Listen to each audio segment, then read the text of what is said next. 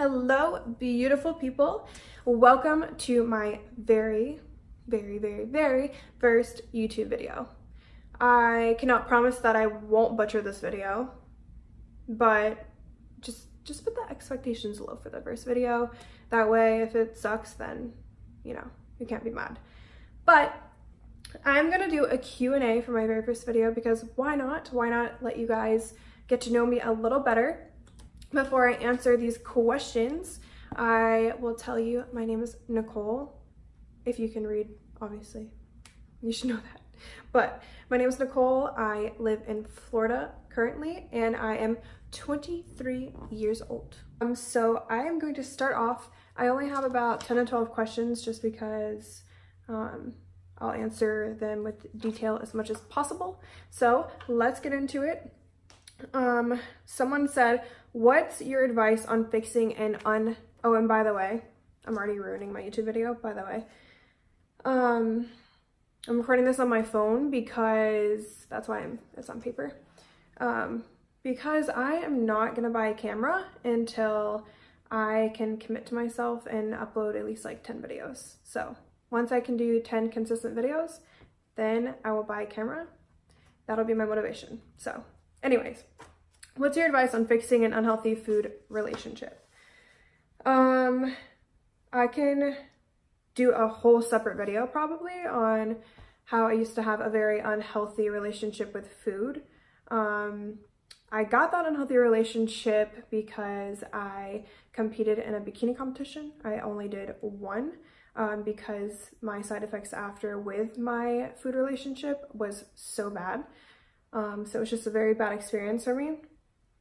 I pretty much was on a bro diet, very low macros. I didn't have the knowledge that I have now about nutrition because this was like, I don't know, 4.5 years ago or something. But basically I didn't have the knowledge, so I trusted a coach to give me their knowledge. And instead of like starting my 3-month prep with higher macros and like working my way down, I was basically on very low macros the entire prep. Not only that, it was like, you can eat this, this, this, and this. So it was just a lot of restriction, a lot of you can't have this, you can't have this. It was basically like your eggs, your chicken, your rice, egg whites, peanut butter, I don't know, it sucked. So after that, I did not reverse diet or anything. My coach told me, oh, just go ahead and, you know, eat what you want for a couple of days and then get back on your diet. I'm sorry, what? Let me tell you, after being restricted and starving for 12 weeks, how can you just tell someone to get back on their diet? Like, I cannot tell you everything that I was craving for those 12 weeks is everything that I ate for the next few months. So needless to say, after that, I just struggled really hard with my food relationship. I was taught the wrong way. So I had the mentality that I can only eat certain foods or I can only eat so much to reach my goals. And I was literally torturing myself after. I would yo-yo diet and I would binge eat. I would go all throughout the week eating chicken and broccoli and whatever I was on this list of foods that I thought I could have. And not purposely, but then on the weekends, I would be like, okay, like you can treat yourself. And I would sit there and sit in bed and eat like a whole pack of Oreos or a whole pie of pizza. I'd eat both. That was actually months after my competition, and right after my competition was the worst. I would literally eat a gallon of, or I'm sorry, I think it's a half gallon of ice cream, or I would sit there and just, my mind would be like, Nicole, okay, stop eating, just stop, like you need to stop, this is unhealthy, stop eating. And like, I just couldn't, like it was like a hunger like that I could not control. Like I could not stop it. It was literally a demon in my life. And I don't know what switched one day, I really don't, but I was just tired of feeling that way. I was tired of feeling like food controlled my life. And so finally, I just stopped. Like I stopped eating more, and it's crazy when you know, it's what you do most of. So now my approach is just eating mostly healthy. And if I want a fucking cookie, I will eat a cookie. If I want some ice cream, I'll have some ice cream, because when you feed those cravings and you eat something small to, like I said, feed that craving, chances are you will get rid of it and then you can move on, and it's not that big of a deal. Instead of, you know, binge eating now, I can eat these things without worrying about it and not feeling like I have to eat an entire pack, because my mentality was, okay, I'm gonna just eat all of them because I'm gonna eat all of them and I can't have them tomorrow, so I have to eat them all now. Now I know I can have a couple cookies every day, and that's just what works for me now. And I really do, my heart goes out to like anybody who struggles with any sort of binge eating or any eating disorder at all. My recommendation would definitely be, if you do struggle with that, to see a doctor, because it is not anybody's job to help you fix that besides a professional. But I can promise you that by yo-yo dieting and by binge eating and all of that, you really are stopping yourself from reaching your goals. And it's just a miserable way to live.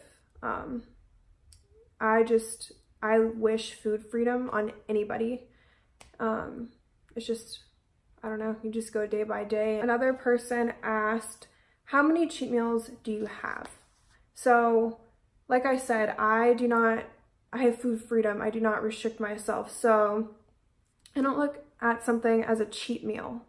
To me, it's a treat. I have the treat and I move on. So, and it also goes to say that throughout the week, I don't just eat chicken and broccoli. Like if you can make healthy versions of things that you love. Like I can make a healthy pizza, or every day on my stories, if you guys watch my stories on Instagram, you see that I make my fried rice and I make hot chocolate and I make all these things, because you can make healthy food taste delicious. You can use seasonings, you can use oils, you can use salt.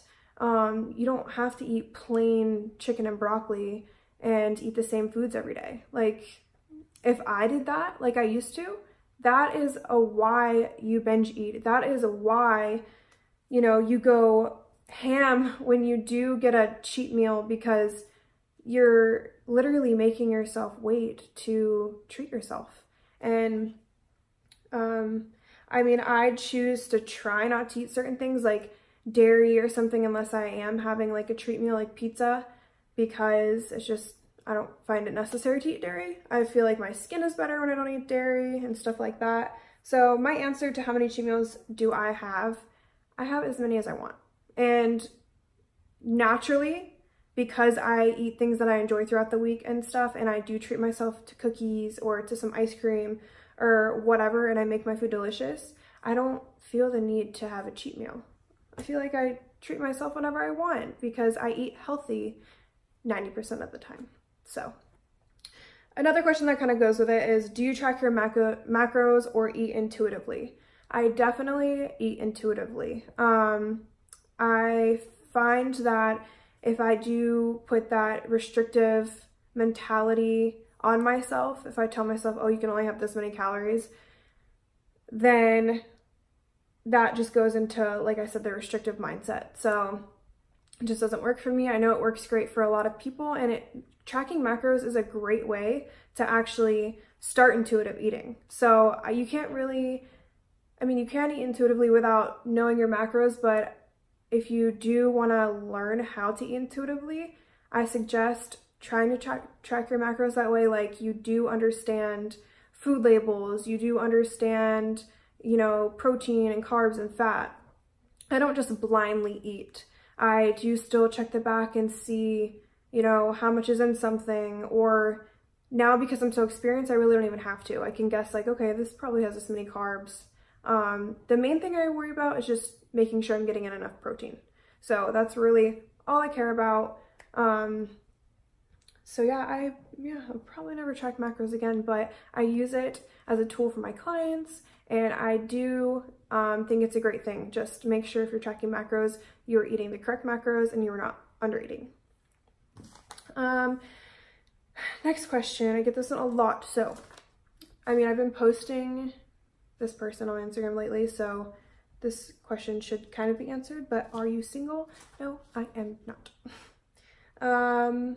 What do you do for a living? So basically I have my sponsorships, that takes up a lot of my time, and then, which I'm very blessed for, by the way. And then the other main thing that I do is my programs. So right now I have my programs through my app. Currently I have one program in that app, my Sculpt and Strengthen program, but I am working on something that I will be announcing soon. And it might even announce it before I edit this video, because I just don't even know how to edit, so we'll see. So yeah, that's basically my main two things. I am obviously investing and putting money aside to have my own business in the future other than my coaching business. So I will always update you guys on what I am doing, but for now, that's what I'm sticking to. How many tattoos do you have and what are they? I believe 5. I have Blessed are the Peacemakers, which is a Bible verse, and I have a little rose here. I have a little airplane on my back. I have these Roman numerals, which is an important date to me. Not a boyfriend date or anything, don't worry, not that crazy. And what else? Is that it? I don't know. I think I said 5 of them. I see a squirrel outside, so I hope my dogs don't bark. Starbucks order. What is my Starbucks order? So, Starbucks, I have, this squirrel is so cute. Okay, I need to stop getting distracted. My Starbucks order. I'm pretty basic, like I don't need something like super sweet that tastes like a milkshake or ice cream. Like the frappuccinos and stuff to me are so, well, not to me, they are so unhealthy. So I do not I do not drink those super sugary Starbucks drinks. So my go-to for coffee is a grande almond milk latte, and I do 2 stevia, and like I said, with almond milk. So I just love coffee, just love caffeine. And then that's pretty much it. Sometimes I'll do like a pump of pumpkin sauce, just one, because there's lots of sugar, and some pumpkin pie spice in there. But if I'm gonna like have something with a lot of sugar, if I'm gonna have a treat, then I'm not gonna freaking drink it. You know how fast I drink coffee? Like I'm not gonna drink 40 grams or 50 or 60 grams of sugar in a freaking drink. Like I'd rather eat ice cream or cookies, like something that I can actually savor and not just slurp it down. As far as tea there, I love the Passion Tango tea. I get a venti iced Passion Tango tea with 2 stevia. I do it with like no lemonade because it's delicious about it. So you definitely have to try that tea because I'm literally obsessed. It's so refreshing and it's so sweet and it's so yummy. What's next? Bear with me, I just guess I take a while to read. Where have you and Garrett, so if you don't know, Garrett is my boyfriend. Where have you and Garrett traveled together so far? This is like a double question, so far, he has his own plane, so he flew us to Charleston, South Carolina. Yeah, it was really pretty. So we stayed there with some friends, and then we also went to Chicago together, which I've been there a couple of times before. I freaking love Chicago. It's so beautiful, but freezing. And And then also recently we just went to the Bahamas. And next, what are your personal and so my personal travel plans and plans with him. Plans with him, we want to go obviously everywhere, literally everywhere. But I think together we're thinking Bali next, which I'm so freaking excited. He really wants to go to Hong Kong too. And then my personal travel plans, I probably will really only go crazy places like that with him, but personal travel plans, this video is totally not going to be up by the time I'm saying this, but I'm going to Ohio, so I will already have been back home by the time this is uploaded probably, for the Arnold. And then I am going to Texas sometime soon. I don't know. I'll let you guys know. I never know. It's always like so last minute. What's your favorite / least favorite trait about yourself? Okay.